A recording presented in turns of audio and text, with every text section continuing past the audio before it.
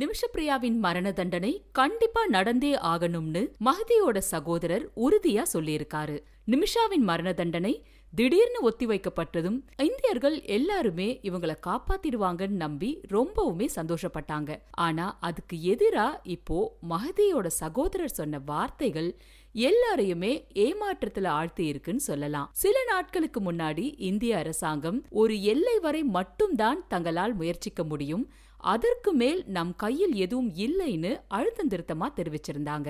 இது மிகவும் துரதிருஷ்டவசமானது என்றும் முடிந்தவரை அனைத்து வழிகளிலும் முயற்சி செய்து விட்டதாகவும் அட்டார்னி ஜெனரல் ஆர் வெங்கட்ராமன் நீதிமன்றத்தில் சொல்லியிருந்தார். நிமிஷப்பிரியாவை காப்பாற்ற வேண்டும் என்றால் அதற்குண்டான ஒரே வழி இறந்தவரின் குடும்பத்தை சார்ந்தவர்கள் பிளட் மணியை ஏற்றுக்கொள்வதுதான். பிளட் மணியாக அந்த குடும்பத்தாருக்கு 8.5 கோடி ரூபாய் வழங்கப்பட்ட நிலையில் அவர்கள் அதை மறுத்துவிட்டார்கள். இதை ஒரு கௌரவ பிரச்சனையாக அவர்கள் அணுகுகிறார்கள் என்று நீதிமன்றத்தில் தெரிவிக்கப்பட்டது.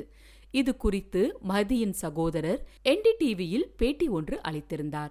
எல்லா ஊடகங்களும் எங்களோட குடும்பம் நீதியை விட பணத்திற்கு, அதாவது பிளட் மணிக்கு ஆசைப்படுறாங்கன்னு சொல்றது எங்களுக்கு ரொம்ப அவமானமா இருக்கு.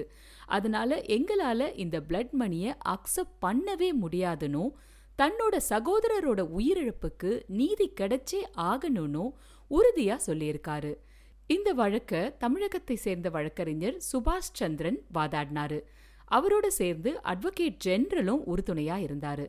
இந்த வழக்கு ரொம்பவுமே சிக்கலானதுன்னு 2 பேருமே சொல்லியிருக்காங்க. ஏன்னா நிமிஷா இப்போ ஹவுதி கிளை அமைப்புகள் கட்டுப்பாட்டில் உள்ள பகுதியில சிறையில இருக்காங்க. இது இந்திய அரசோட தூதரக நடவடிக்கைகளுக்கு ரொம்ப பெரிய தடையா இருக்கு. இதனால எப்படியாவது நிமிஷாவை காப்பாத்திரலான்னு நம்பிக்கையோட இருந்த இந்திய மக்களும் நிமிஷாவோட குடும்பமும் இப்ப ரொம்பவுமே கவலையில ஆழ்ந்திருக்காங்க.